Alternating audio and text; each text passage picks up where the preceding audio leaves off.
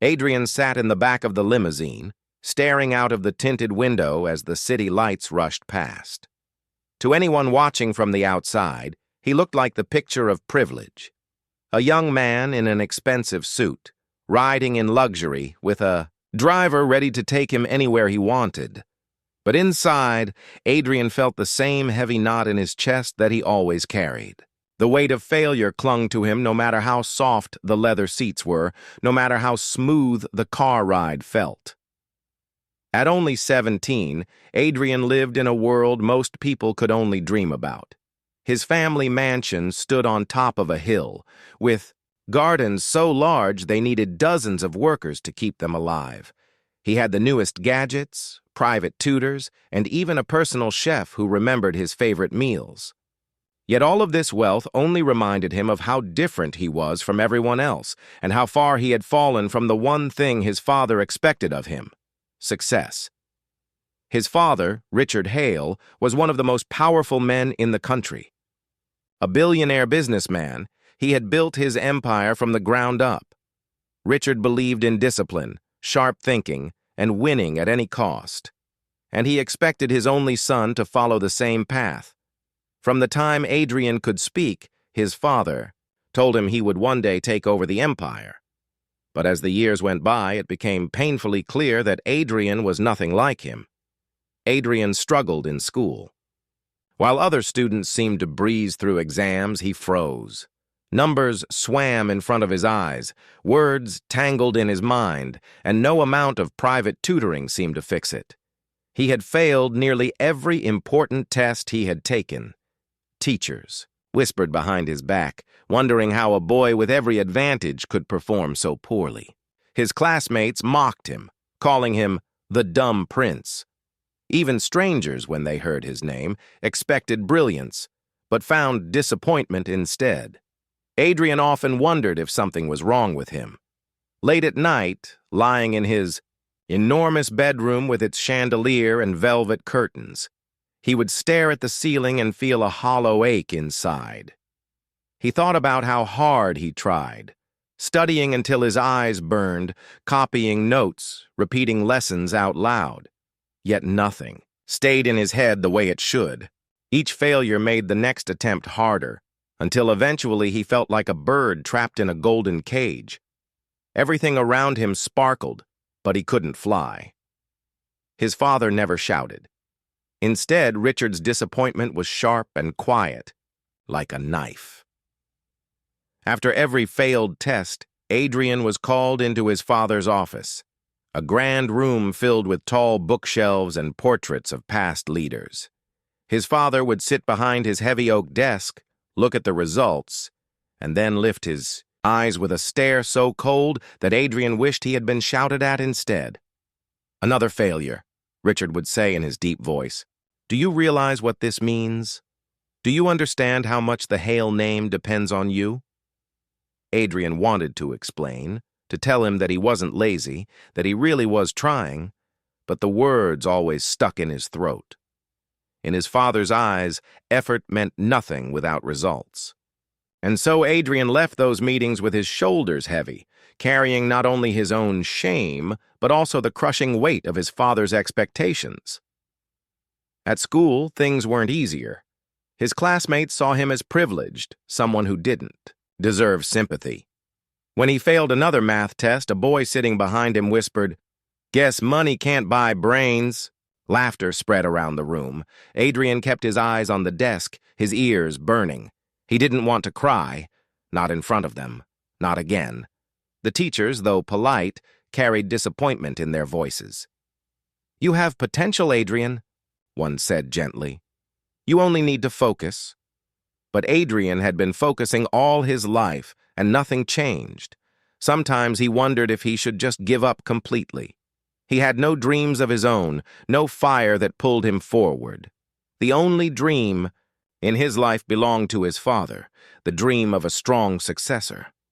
Adrian felt like an actor forced into a role he couldn't play. On one particular evening, after another long day filled with quiet stares and hidden laughter, Adrian sat in his study room surrounded by books. His tutors had left hours ago, and The silence of the mansion pressed against him. He looked at the pile of textbooks, then at the blank sheet of paper in front of him. No answers came, no courage either. His pen rolled off the table and landed on the floor with a soft click. That small sound echoed in the emptiness, reminding him how alone he really was. He walked over to the tall window and pulled the curtain aside. From up on the hill, the city looked alive. Millions of lights flickering, people rushing home, streets buzzing with activity. Adrian wondered what it would feel like to be one of those ordinary people, to walk down the street without the hail, name tied around his neck like a chain, to be free from the burden of becoming someone he wasn't. For a moment, he imagined himself as just another boy, laughing with friends, worrying about simple things, not the pressure of carrying an empire. But reality was stronger than imagination. He was Adrian Hale, the billionaire's son who failed every test, and no matter how much he wished otherwise, he couldn't escape that truth. As he let the curtain fall back into place, Adrian whispered to himself, "Maybe I'm just not meant for any of this." His voice was soft, but the emptiness of the room made it sound louder. He pressed his forehead against the cold glass, his reflection staring back at him with the same lost eyes. Adrian didn't know it yet, but this was only the beginning of his journey. A journey that would not be changed by his father's wealth or his teacher's lectures, but by an unexpected meeting with someone the world often overlooked. Someone who carried no riches, no fame, but a wisdom that would change Adrian's life forever. The morning sun poured through the wide glass windows of the Hale mansion, but Adrian barely noticed it. He sat at the long dining table, his breakfast untouched. A plate of eggs and toast rested in front of him, prepared by the chef with care, but Adrian's appetite was gone. His father sat across from him, reading the newspaper in silence. The crisp sound of paper turning was the only noise in the grand room. Adrian glanced at the envelope lying on the table between them. It held his most recent exam results. He already knew what was inside, but the silence of waiting made his chest heavy. Finally, his father placed the newspaper aside, opened the envelope, and pulled out the paper. His sharp eyes moved over the marks. A long pause followed. Then, without looking up, Richard Hale said in his calm but cutting voice, "Another failure." Adrian's heart sank deeper. His father placed the paper down on the table, folding his hands neatly. "Adrian, do you understand the weight of your actions? Every test, every grade, it reflects on you, and it reflects on me. You are not just another student. You carry the Hale name." Adrian lowered his eyes, his throat dry. He wanted to explain that he had tried, really tried. He had studied until midnight, read the chapters twice, and even asked his tutor to explain things slowly. But when the exam paper landed on his desk, his mind had gone blank. The numbers and words had mocked him, as though they knew he would fail again. "Say something," his father demanded, his tone sharper now. "I'm sorry," Adrian whispered. "Sorry?" His father leaned back in his chair. "Sorry does not fix failure. Sorry does not build empires. Effort without results is meaningless, Adrian." The words stung worse than shouting would have. Adrian's chest burned, but he stayed silent. He had learned that answering back only made things worse. The rest of breakfast was eaten in silence, though Adrian barely touched his food. When he finally left the room, he felt smaller than ever. At school, things were no better. The results had been posted and students crowded around the board, laughing, pointing, whispering. Adrian walked past them, trying to ignore the sound of their voices. "Look at that!" Hale failed again. One boy smirked. "Money can't buy brains," another girl said, loud enough for everyone to hear. The laughter followed him like a shadow. Adrian kept his head down, wishing he could disappear. He was used to the whispers by now, but every word still cut deep. In the classroom, The teacher handed back the graded papers. Adrian's paper slid onto his desk, covered with red marks. A bold F stood at the top, a scarlet reminder of his failure. His cheeks grew hot, and he quickly slid the paper under his notebook. He didn't want anyone else to see it, though they already knew. The teacher gave him a sympathetic glance but said nothing. Perhaps she had given up on him too. That afternoon, Adrian sat alone in the school library. He opened his notebook, staring at the messy numbers and confusing sentences, but the words blurred before his eyes. He pressed his hands against his temples, frustration building. Why can't I do this? He thought. Why is it so easy for everyone else but so hard for me? Tears burned at the corners of his eyes, but he quickly wiped them away. He couldn't let anyone see. Not the teachers, not his classmates, not even the librarian walking quietly between the shelves. He had once believed he could improve if he worked harder, but after so many failures, hope was slipping away. When the final bell rang, Adrian walked slowly through the emptying halls. Students rushed past him, chatting happily about their plans. None of them had to carry the shame he carried. None of them lived with the fear of facing a father who valued results more than effort. As he reached his locker, he heard a group of boys laughing nearby. "Did you see Hale's score? Lower than last time," one jeered. "I swear if I had his money, I'd be top of the class." "He's wasting it," another replied. Adrian shut his locker quietly and walked away without looking back. But their voices echoed in his mind all the way home. That evening, the mansion felt colder than usual. Adrian locked himself in his room and sat at his desk, his books spread out before him. He tried to study again, determined to prove everyone wrong, but his mind wouldn't focus. Every word on the page turned into a reminder of failure. He closed the book, leaned back in his chair, and stared at the ceiling. The chandelier above him sparkled, but it felt mocking, like everything else in his life. He thought about how people saw him, the spoiled billionaire's son, the boy who had everything but still couldn't succeed. No one saw the truth, that he carried shame heavier than gold, that every failure carved away a piece of his confidence. Later that night, his father knocked once and entered the room without waiting for an answer. Richard's eyes scanned the open books, the untouched notes. "Studying again?" he asked, though his tone held no praise. Adrian nodded silently. "Good," his father said. "But remember, Adrian, the world doesn't care how many times you try. It only cares about how many times you succeed. Do not come to me with excuses again." With that, he turned and left. The door closed, leaving Adrian in silence once more. The words replayed in his mind, sharp and unforgiving. He buried his face in his hands, his shoulders shaking. For the first time in a long while, he allowed the tears to fall. Not because he wanted pity, but because he felt hopeless, because he feared he would never escape the shame that followed him everywhere. And yet, hidden in that darkness, life was quietly preparing an answer. Someone unexpected was waiting in the background of his story, someone who would soon show him that failure did not have to define him. But for now, Adrian only felt the cold grip of shame. Adrian wandered the quiet halls of his school late one evening. The classrooms were empty, and the usual chatter and laughter had been replaced by silence. The only sounds were the soft hum of the lights and the echo of his own footsteps.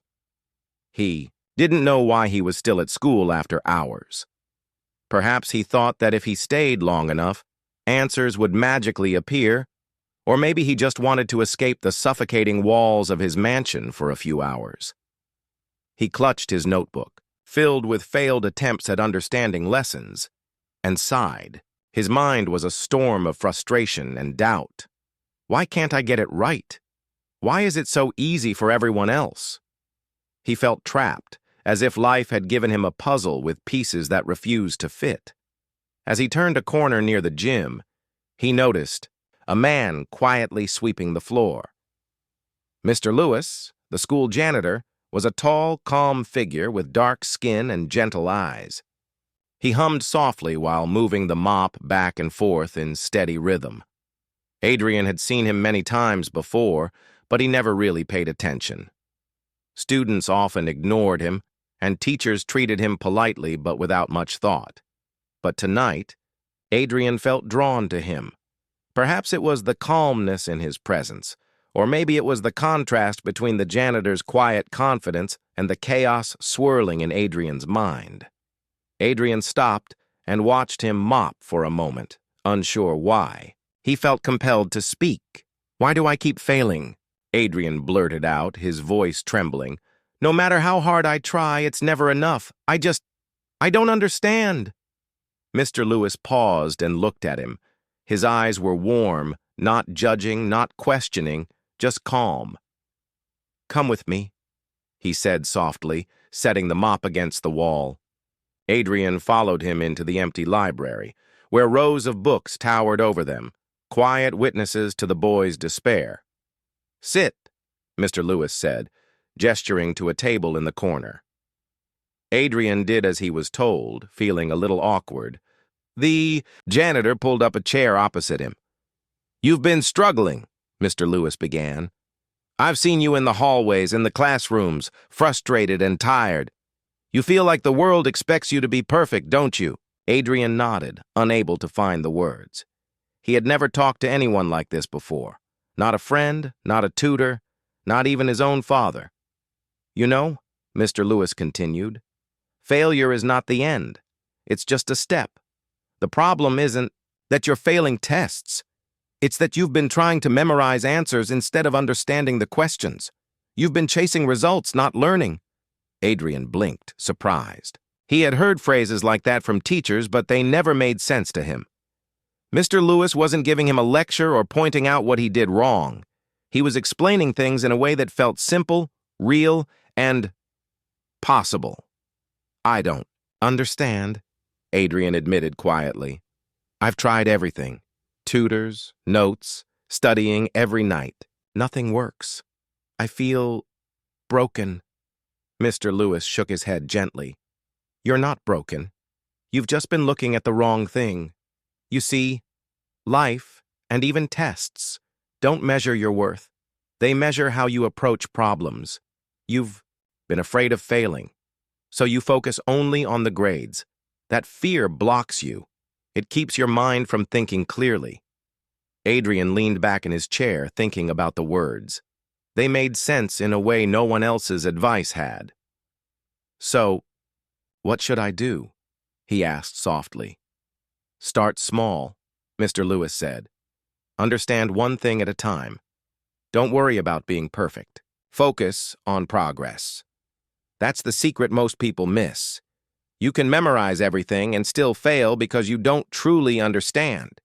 But if you understand one thing, really understand it, then the next step becomes easier. And then the next, until suddenly the whole path is clear." Adrian listened intently. He had never thought about learning like that before. He had always believed success meant scoring perfectly, meeting expectations, and impressing everyone. But now he saw that maybe he had been approaching it backward. Can you teach me?" he asked, almost whispering. Mr. Lewis smiled softly. "I can guide you, but you have to do the work. The change has to come from you, not me. I can show you the way, but you have to walk the steps." Adrian felt a flicker of hope, something he hadn't felt in a long time. "I'll try," he said, more firmly this time. "Good," Mr. Lewis said. "Let's start with something simple. Take one problem from your math homework. Don't rush. Don't try to get it right the first time. Read it carefully. Understand what it's asking. Then break it into smaller pieces. That's how you conquer a big challenge, one piece at a time." Adrian nodded and opened his notebook. He picked a question, staring at it as Mr. Lewis watched silently. At first, he panicked. The numbers seemed jumbled, like they always did. But then he remembered the janitor's words. Focus on understanding, not memorizing. He broke the problem into smaller steps, writing each one slowly and carefully. Something shifted. The numbers started to make sense. One small piece led to the next, and before he knew it, he had solved the problem. His heart raced, not from the achievement itself, but from the feeling of clarity. For the first time in months, Adrian felt capable. Mr. Lewis nodded approvingly. See? That wasn't magic. That was patience and focus. You can do this again and again. And when you learn this one skill, it will carry you far beyond tests. It will carry you through life. Adrian looked up at him, eyes wide. Thank you. I never thought someone like you could help me like this. Mr. Lewis smiled, shaking his head. Don't think of me as someone special. Everyone has wisdom to share if you're willing to listen. But remember, the secret is yours now. Keep practicing. Keep learning. As Adrian left the empty library that night, the hallways no longer seemed so cold. He felt lighter, as if a small weight had lifted from his shoulders. For the first time in a long time, failure didn't feel permanent. For the first time, he believed he could change. And though he didn't know it yet, this encounter with a quiet janitor would become the turning point in his life. The moment he learned that success isn't about wealth, power, or talent alone. It's about understanding, patience, and the courage to take one small step forward, even when the world seems against you. The school corridors were silent that night, long after the last bell had rung. The classrooms were empty, the lights dimmed, and only the sound of a mop sliding across the floor echoed through the hallway. Adrian walked slowly, his school bag dragging behind him. He did not want to go home yet. Home meant facing his father again, facing more silence and disappointment. Here, at least, the quiet felt less heavy. He stopped near the main entrance, staring at the notice board filled with bright posters about science fairs, sports events, and competitions. His name was never on any of them. He pressed his lips together and thought bitterly, maybe my father was right. Maybe I really am hopeless. Long day? The voice was warm and calm. Adrian turned to see Mr. Lewis, the school janitor, pushing his mop bucket down the hall. His uniform was worn, his shoes squeaked slightly, but his smile carried a gentleness Adrian was not used to. Adrian nodded without thinking. Yeah, very long. Mr. Lewis leaned on his mop, tilting his head. I see that look a lot. That's not just tiredness, that's heavy thinking. For a moment, Adrian wanted to brush him off. He was the billionaire's son. He wasn't supposed to talk about his problems with a janitor. But something inside him cracked open. Perhaps it was the kindness in Mr. Lewis's eyes, or maybe the fact that nobody else had asked him how he felt all day. Words spilled out before Adrian could stop them. I keep failing, he admitted in a low voice. No matter how much I study, no matter how hard I try, I fail, and everyone thinks I'm useless. The hallway fell silent again, except for the distant hum of a light bulb. Mr. Lewis didn't laugh. He didn't give a lecture. Instead, he leaned on his mop handle, nodding slowly. I know that feeling, he said softly. I know it very well. Adrian frowned. You? But you seem so calm. You don't look like someone who's ever failed. Mr. Lewis chuckled gently. Son, I failed plenty of times. School, jobs, life. I've had doors shut in my face more times than I can count. But I learned something important along the way. Adrian's curiosity rose, though he kept his arms crossed. What's that? Mr. Lewis looked him straight in the eyes. His voice grew quieter, almost like he was sharing a secret. Tests don't measure your worth. They only measure how you approach problems. You've been trying to memorize answers instead of understanding the questions. And you've been chasing perfection instead of progress. The words hung in the air, sinking slowly into Adrian's mind. No teacher had ever said something like that. His tutors always told him to try harder, to repeat more, to memorize everything. But no one had told him that the problem might be how he was learning, not how much. "I don't understand," Adrian said honestly. Mr. Lewis smiled. "Let me put it this way. When I was your age, I used to work on puzzles. At first, I thought the goal was to finish them quickly. But the more I rushed, the more mistakes I made. One day, I stopped rushing and started focusing on just finding the right piece for the right spot. Slowly, the picture came together. That's what life is, Adrian. One piece at a time. You don't have to solve everything at once." Adrian lowered his eyes. "But my father doesn't see it that way. To him, failing is the same as being worthless." Mr. Lewis walked closer and gently placed his hand on the boy's shoulder. "Your father sees through his own eyes, but you must learn to see through yours. Your worth isn't measured by his expectations or anyone else's. It's measured by the courage you show when you keep moving forward." For the first time in months, Adrian felt a small flicker of hope. It was fragile, like a candle in the wind. But it was there. But what? "If I fail again?" Adrian asked softly. "Then you get back up," Mr. Lewis said firmly. "Failure isn't the end. It's just a step. Every step teaches you something. That's the secret most people forget. Success is built on a mountain of failures, not on avoiding them." Adrian let the words sink deep into his heart. He thought about all the nights he had cried alone, all the mornings he had faced shame. Maybe each one was not a dead end, but a step forward. Maybe he had been walking blind, and now a light had been lit in the darkness. "Do you really think I can change?" Adrian whispered. Mr. Lewis gave him a reassuring nod. "I don't just think so. I know so. You're already asking the right questions. That means you're ready to learn. And when a person is ready to learn, nothing can stop them." The janitor picked up his mop again, but his words lingered like a melody. Adrian stood frozen, the weight on his chest feeling just a little lighter. For the first time in his life, someone had told him he wasn't hopeless. Someone had given him a new way to look at his struggle. As Adrian left the school that night, the city lights seemed different. They didn't mock him anymore. They glowed like distant stars, guiding him forward. He still had many battles to face, but deep inside, a seed had been planted. A seed of hope, watered by the simple wisdom of a man the world often ignored.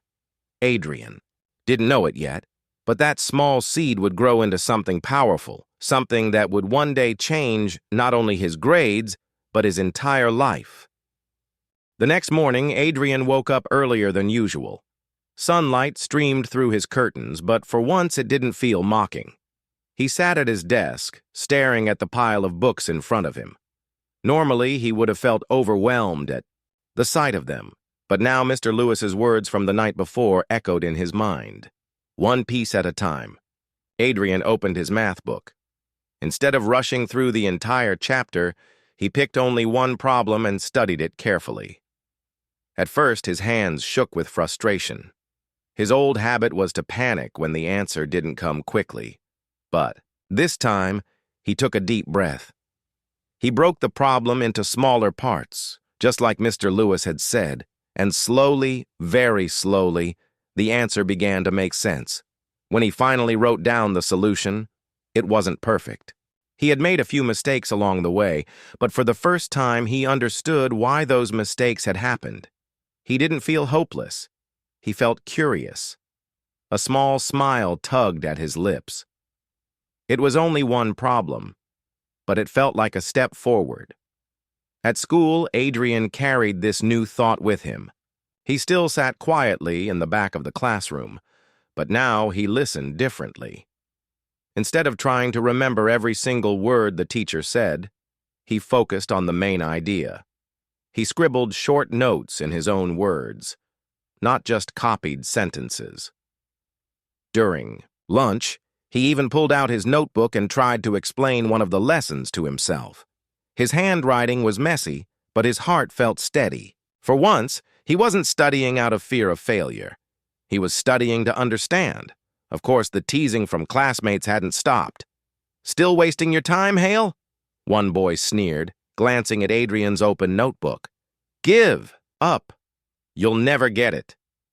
Adrian's cheeks warmed, but he surprised himself by closing the notebook calmly and saying, "Maybe not yet, but I will."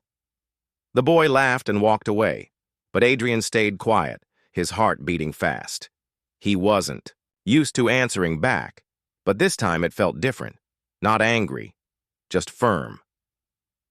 That afternoon, he found Mr. Lewis in the hallway again. The janitor was fixing a loose window latch, humming to himself. "Mr. Lewis," Adrian said nervously, I tried your advice, breaking problems into smaller pieces, and I actually solved one. It wasn't perfect, but it felt good." Mr. Lewis's face lit up with a proud smile. "That's progress, son. That's the start. Did you notice how it felt different this time?" "Yes," Adrian admitted. "It felt like I was finally learning instead of just memorizing." "Exactly," Mr. Lewis said, nodding. "That's the secret. Learning is not about filling your head with answers. It's about understanding the path that leads to them. Even if you stumble, you're still moving forward."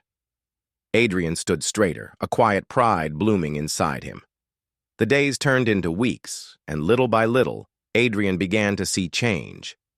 He didn't become the top student overnight, far from it, but his grades started to improve. A quiz here, a small test there. The first time he passed with a C, it felt like a victory greater than any trophy. He rushed to the janitor's closet after school that day, waving the paper excitedly. "Look," Adrian said, his eyes shining. "It's not an A, but it's not an F either." Mr. Lewis laughed warmly and clapped him on the back. "That's what I'm talking about. Celebrate every step. A mountain is climbed one stone at a time, not in a single leap." Adrian folded the paper carefully and tucked it into his bag. It wasn't just a grade, it was proof that he wasn't hopeless after all. At home, things were slower to change. His father still looked at the grades with disappointment, expecting perfection. "A C?" Richard Hale said, frowning. "This is not excellence, Adrian.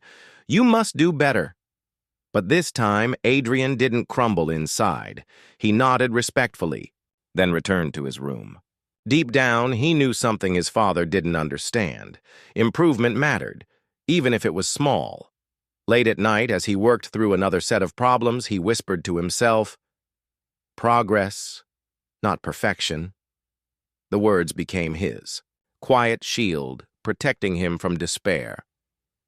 One evening, while practicing in his room, Adrian made a mistake in a problem he thought he had mastered.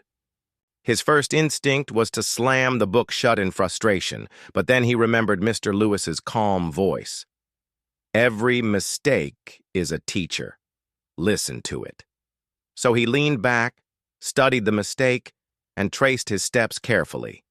He realized where he had gone wrong and corrected it. Instead of shame, he felt satisfaction. It was a strange, almost new feeling for him. Mistakes no longer looked like enemies. They looked like guides. Over time, Adrian's confidence grew. Not loud, not boastful, but steady, like a flame that had finally caught. He started, volunteering to answer simple questions in class, though his voice still trembled. Sometimes he got them right, sometimes wrong, but each time he felt stronger. His classmates noticed. Some still teased him, but others began to look at him differently. He wasn't just the dumb prince anymore. He was the boy who refused to give up. One rainy afternoon, as Adrian walked through the quiet school hall, he found Mr. Lewis polishing the trophy case. "Why do you keep helping me?" Adrian asked suddenly. "I mean, you don't have to. I'm just another student." Mr. Lewis put down the cloth and looked at him kindly. "Because I see myself in you. I know what it feels like to believe you're not good enough. And I know The power of someone reminding you that you are. Someone once did that for me, and now it's my turn to pass it on. Adrian felt his throat tighten. For so long, he had thought no one understood his struggle, but here was someone who truly did. That night, Adrian sat at his desk again. His books were still difficult, his tests still challenging, but something inside him had shifted. He no longer studied with fear in his chest. He studied with hope, and, with every small step, he was beginning to believe in something he had once thought impossible, that he could change, that he could succeed, that he was not worthless. The journey was far from over, but Adrian was finally walking forward, not in his father's shadow, but on his own path, guided by the wisdom of a man who taught him that progress was greater than perfection. The weeks slipped into months, and Adrian's quiet progress continued. His grades were not perfect, but he was no longer failing every test. Small victories had built into steady improvement. Each new result gave him hope. Each mistake taught him something new. Yet deep inside, he knew the greatest challenge still lay ahead: the final exams. The morning the announcement came, the whole school buzzed with excitement and fear. Posters went up on the walls reminding students of the dates. Teachers gave out revision sheets, and students gathered in groups comparing notes and plans. For most, the exams were simply another challenge to overcome. For Adrian, they were everything. At home that evening, his father called him into the office. The heavy desk stood between them like a wall. Richard Hale's expression was serious, his voice calm but cold.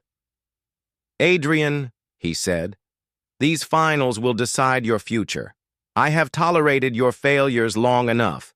If you fail this time, I will send you away to a strict boarding school abroad.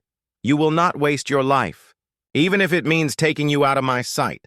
The words pierced Adrian like arrows. He nodded silently, but inside, his stomach churned. He had feared his father's disappointment all his life. Now the threat of being sent away hung over him like a storm cloud. When he returned to his room, he sat at his desk, staring at his books. His hands trembled as he opened them. For a moment, the old fear came rushing back. The fear of not being good enough. The fear of failing again. His throat tightened. But then he remembered Mr. Lewis's words. Progress, not perfection. One piece at a time. He closed his eyes, took a slow breath, and whispered the words out loud. The panic eased slightly, enough for him to begin. In Nay. The days that followed, Adrian gave everything he had to prepare. He studied late into the night, but not recklessly. This time he used the methods Mr. Lewis had shown him. He broke big chapters into smaller parts, wrote short notes in his own words, and practiced one type of problem at a time. There were nights when frustration nearly won. He made mistakes, got answers wrong, and felt the old fear tugging at him. But each time, he forced himself to look at the mistake as a teacher instead of an enemy. Slowly, he grew stronger. Not perfect, but steady. Sometimes, after school, he would sneak into the janitor's closet just to share his progress. Mr. Lewis would listen with a smile, giving gentle advice. "You're ready," the janitor told him one afternoon. "Don't chase the perfect score. Just walk in there and do your best. Trust what you've learned." Adrian nodded, holding on to those words like a lifeline. The day of the first exam arrived. The school hall was filled with rows of desks, students sitting nervously, the sound of shuffling papers filling the air. Adrian sat down, his pencil shaking slightly in his hand. The exam paper landed on his desk, the questions staring up at him. For a moment, panic surged, his old enemy returning. His chest tightened, and the voices of his classmates echoed in his head. "You'll never pass." His father's warning thundered, "If you fail, you're done." Adrian closed his eyes for 2 seconds. He took a deep breath and whispered silently, "Progress, not perfection." When he opened his eyes, he didn't see the paper as a monster anymore. He saw it as a puzzle, one piece at a time. He began with the questions he understood, answering them carefully. Each small success gave him confidence to attempt the harder ones. When he stumbled, he slowed down and traced his steps, just as Mr. Lewis had taught him. Hours passed, but for the first time in his life, Adrian finished an exam without drowning in fear. When the bell rang, he set down his pencil with steady hands. The exams continued for several days. Some were harder than others. On one paper, he froze for a few minutes, his mind blank. Old Panic tried to return, but he whispered to himself again and pushed through, focusing on progress instead of perfection. Each day, he walked out of the hall, not knowing if he had done perfectly, but knowing he had truly tried with understanding, not just memorization. That, in itself, felt like victory. At last, the final exam ended. Students rushed out of the hall with sighs of relief, some cheering, others worrying. Adrian walked out quietly, his face calm. He knew he had not been flawless, but he also knew he had not been the same boy who once froze in fear. When results day came, the entire school gathered around the notice board. Names and scores were listed clearly, and whispers filled the hallway. Adrian's hands shook as he pushed through the crowd, his eyes scanning the board. And then, he saw it. His name. His grades. Not a single F. Not one failure. He had passed every subject. Some were average, some slightly above, but all of them were passing. For a moment, Adrian just stood there, staring. The world seemed to blur around him. He had done it. After years of failure, after endless shame, he had passed. When he returned home with the report card, his father studied it in silence. Richard Hale's brows furrowed slightly, as though he was surprised. "You passed everything," he said finally. His voice was calm, but softer than usual. Not excellent, but better. Adrian didn't argue or explain. He simply smiled, a quiet smile full of pride. He didn't need his father's approval to know what he had achieved. That night, alone, in his room, he pulled out the report card again and looked at it.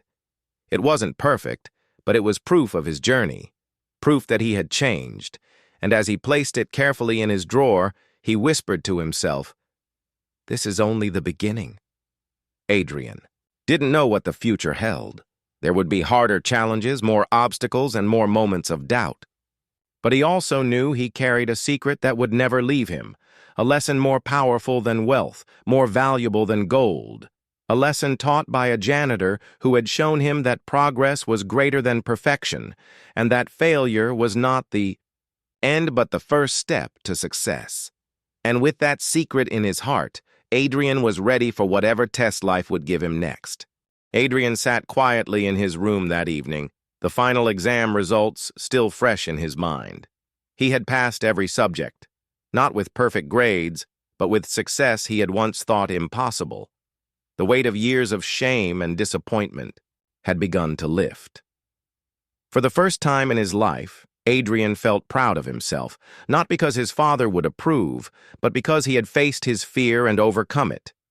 He picked up his notebook and reviewed some of the exercises he had struggled with months ago. The pages now seemed less like obstacles and more like proof of his journey. Each corrected problem, each small note, was a reminder of the steps he had taken, one at a time, toward understanding. The thought brought a soft smile to his face. Downstairs, his father, Richard Hale, waited in the study. The air between them had changed slightly. It was no longer thick with unspoken disappointment. Richard's eyes were calm but observant as Adrian approached. "You did it," Richard said finally. "You passed everything." Adrian nodded silently, holding the report card in his hands. He did not say anything at first. His heart still raced, but now it was with quiet triumph rather than fear. "You see," Richard continued, "I expected Excellence, not just passing grades. But passing everything after so many failures shows determination. Perhaps I underestimated you. Adrian's lips curved into a small smile. He did not need his father to declare him successful. This acknowledgement was only a shadow of the lesson he had learned elsewhere.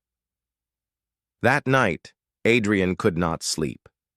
His mind kept returning to the hallways of his school, to the empty corridors, and to the quiet hum of the janitor cleaning the floors. Mr. Lewis had changed everything for him. Without pomp or recognition, without demanding anything in return, the janitor had taught him the one principle that made success possible. Progress mattered more than perfection. Understanding mattered more than memorization. Adrian realized that no tutor, no expensive lesson, no lecture from his father had ever given him what Mr. Lewis had. It was not about grades or scores. It was about seeing mistakes not as shame, but as guides. Seeing failure not as the end, but as a step forward. The eye. Next day at school, Adrian walked past his classmates differently. He had once been the boy who hid his face, who feared every glance and whisper. Now he carried a quiet confidence, a calm that came from knowing his own worth. Some of the students who had once mocked him glanced his way, unsure how to react. Others smiled faintly, recognizing a change they could not yet explain.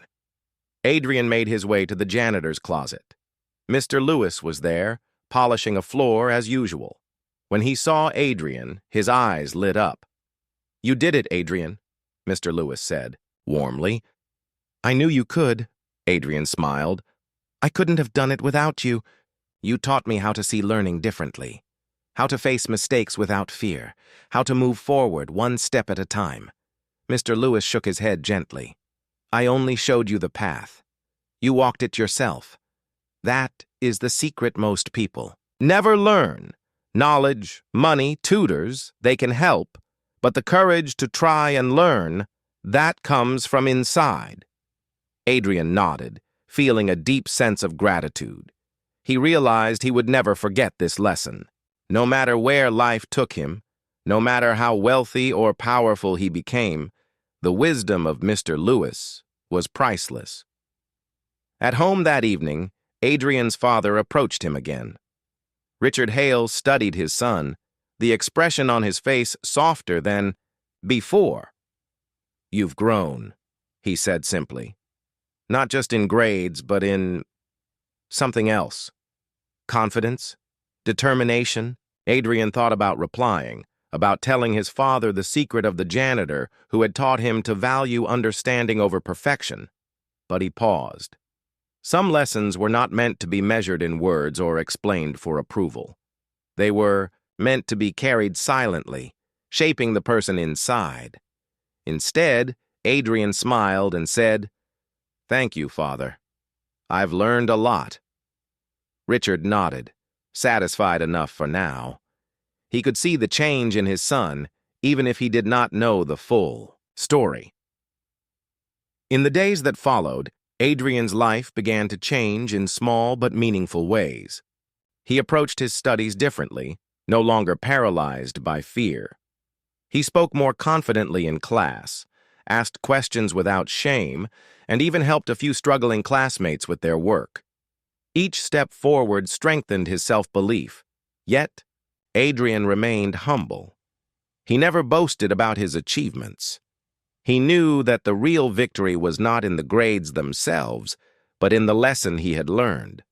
That growth came from effort, understanding, and perseverance, not money or privilege. One afternoon, as he walked home from school, Adrian thought about the life he had before meeting Mr. Lewis. He remembered the fear, the shame, the loneliness, and he smiled. That boy was still part of him, but he had changed. He was no longer trapped in a golden cage of expectations. He had the courage to face failure and the wisdom to learn from it. The city around him sparkled. But now, the lights felt like friends, not reminders of distance from perfection. Every street, every step, reminded him of the journey he had taken. The journey was not over, of course. Life had many more challenges ahead. But now, Adrian was ready. That evening, as he placed his books carefully on the desk, Adrian whispered, "A quiet thank you to the man who had changed everything." Mr. Lewis may have been a janitor, overlooked by many, but the secret he had shared was worth more than gold. Adrian knew he would carry it with him forever. It was a lesson that could not be bought, a wisdom that no test could measure. And in that moment, he understood something more important than passing grades or his father's approval. True success begins in the heart, with courage, persistence, and the willingness to grow. Adrian leaned back in his chair, a calm sense of pride washing over him. The boy who had failed every test was gone. In his place stood a young man who had learned the value of progress, the power of understanding, and the quiet, life-changing truth that no one, not even a billionaire's father, could ever take away. And for Adrian, that secret was worth more than all the wealth in the world.